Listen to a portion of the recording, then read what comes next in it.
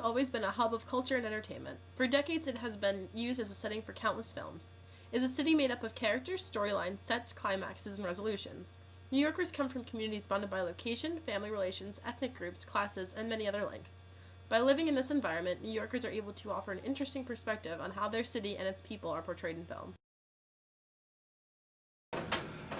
Oh boy, there's several of them. And I guess at different points in my life they had different meanings. Certainly one of the earliest films was King Kong.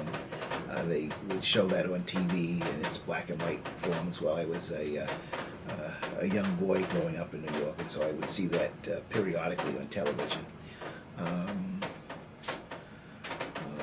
Other powerful films that sort of gave me a glimpse of life that I did not know was, I guess, Serpico. My favorite New York film would be A Bronx Tale. My favorite character is the dad, Robert De Niro's character, because it just shows a regular blue-collar worker, you know, doing the best he can for his family and really trying to teach his kid the right thing to do, and something that I think everyone strives for. And we all start from humble beginnings, and he tries his hardest to make sure his kid does the right thing, and that's a struggle I think every parent faces with, and especially somewhere in the Bronx, like in New York, it's not easy because there are so many more opportunities for your child to stray off the path that you want them to take. Tiffany's, and probably to go with that, Holly Golightly.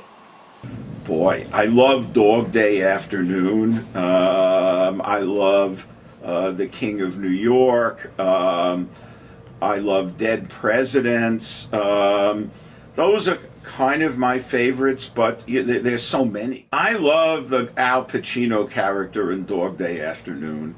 That's kind of, that's somebody who really, when I saw that movie, I just loved it. New Yorkers love to see their city in films because they illustrate the culture of New York. By watching films that take place in their neighborhoods and workplaces, the lives of New Yorkers seem to take on cinematic qualities. By filming on location in familiar streets, buildings, and subway stations, New Yorkers can imagine their own lives being portrayed on film.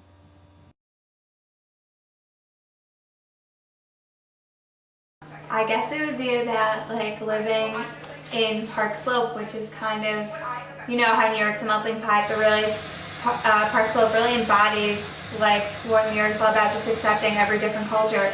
It's a big hipster area, and they have been nothing but embraceful of the gay community, and everybody that walks around Park Slope, there's absolutely no judgment, nothing of any type. Everyone's welcome with open arms.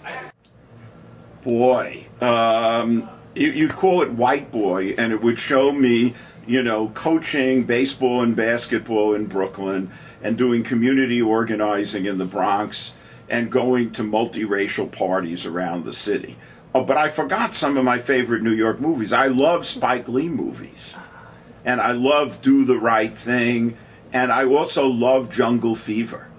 So, yeah, I could probably come up with 20 more, but those are the ones that leap to my mind.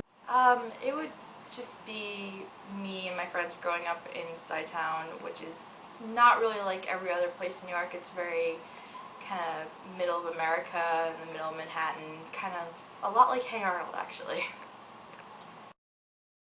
People of all backgrounds live together in New York, which causes culture to be both created and destroyed. New Yorkers live out their own stories on their own sets every day, but that story is also shared by millions of others. Directors of New York films have the difficult task of trying to appeal to all New Yorkers who come from different backgrounds.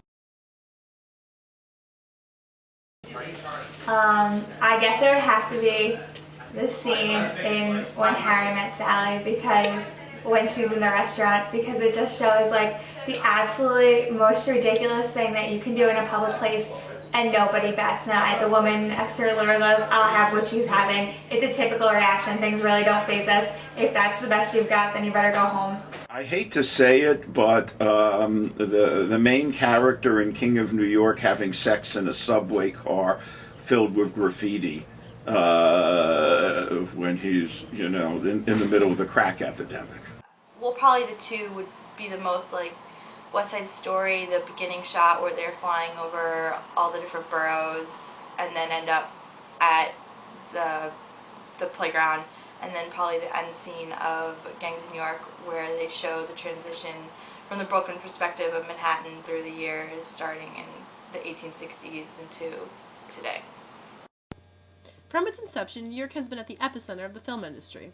Through film, moviegoers from all over the globe are able to visit New York and see its darkest and brightest sides. Because of its unique energy, New York will continue to be used as a setting for films for years to come.